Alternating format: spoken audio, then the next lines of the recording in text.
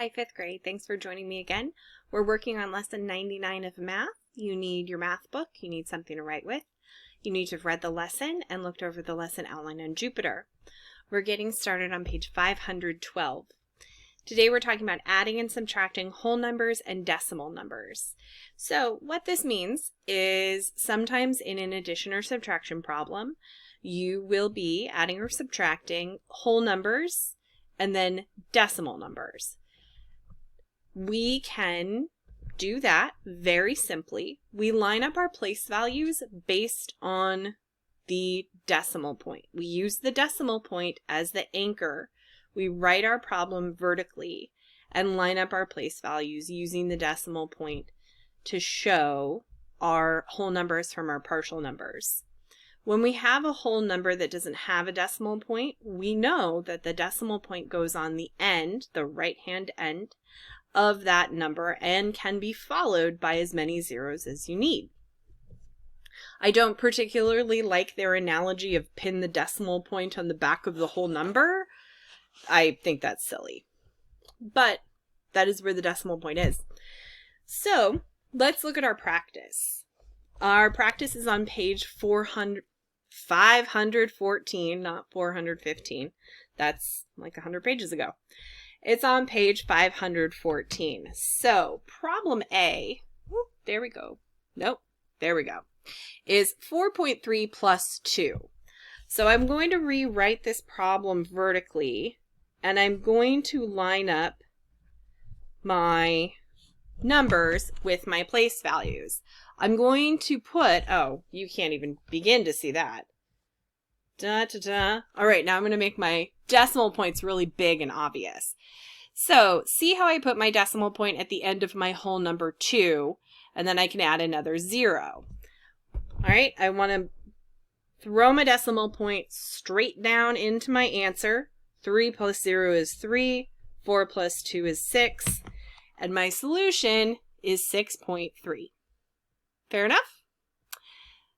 B asks me 12 plus 1.2. Ooh, those decimal points are impossible to see, but I'll show you when I rewrite them. So 12 is a whole number. I'm going to put a decimal point at the end of it, and I'm going to put one terminal 0, and then 1.2. I'm going to use my decimal point to line up my place values, and that's what my equation is going to look like. I'm going to put my decimal point right down into my answer before I even start my addition so that I remember to do it, so it's there. 0 plus 2 is 2, 2 plus 1 is 3, 1 plus 0 is 1, and my solution is 13.2. Problem C asks 6.4 plus 24. So I'm going to rewrite my problem vertically, 6.4, and I'm going to add 24. I'm going to put a decimal point and a 0 after the 4 at the end of 24. And then I have my equation that looks like that. I'm going to put my decimal point right down into my answer. 4 plus 0 is 4. 6 plus 4 is 10. My 0 goes down. Excuse me. My 1 goes up. 1 plus 2 is 3. And my solution is 30.4. Problem D is 4 plus 1.3 plus 0.6. So because addition, you can add as many add-ins at the same time as you want to, I'm just going to write my problem vertically and line up all of my numbers based on their place values. So I'm going to put a decimal point at the end of 4 and a 0, and the equation I get looks like that. I'm going to put my decimal point down into my answer. 0 plus 3 plus 6 is 9. 4 plus 1 plus 0 is 5. And my solution is 5.9. We're going to skip ahead a little bit. I think this demonstrates what you're supposed to do when you're adding whole numbers to decimal numbers. And we're going to skip ahead to subtracting.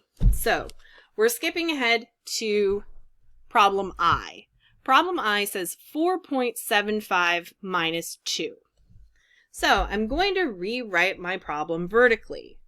4.75 minus 2.00. So I'm going to add a decimal point to the end of 2.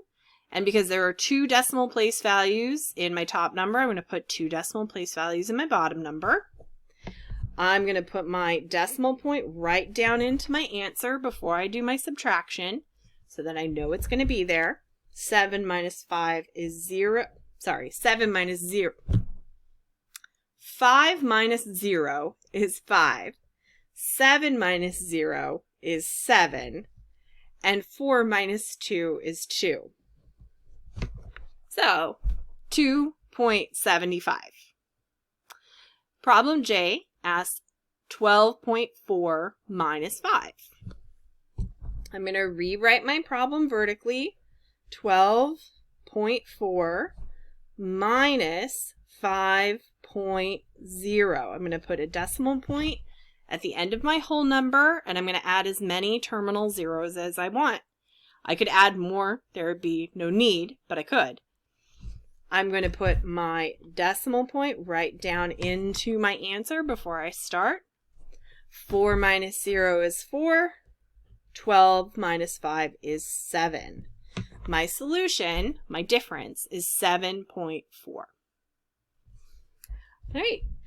Question K asks, which digit in 24.7 is in the same place as the 6 in 16? So we know that 16, the whole number, is the same as 16.0. So if we look at it, 24.7 and 16.0, the digits that are the same are going to be the digits that are in the same place value when I line them up by place value. So in this case, it's 4. 4 is in the same place value as the 6. And L asks us to compare 12 to 12.0. These are equal. They are equal in value. So that is lesson 99. I hope this has been helpful.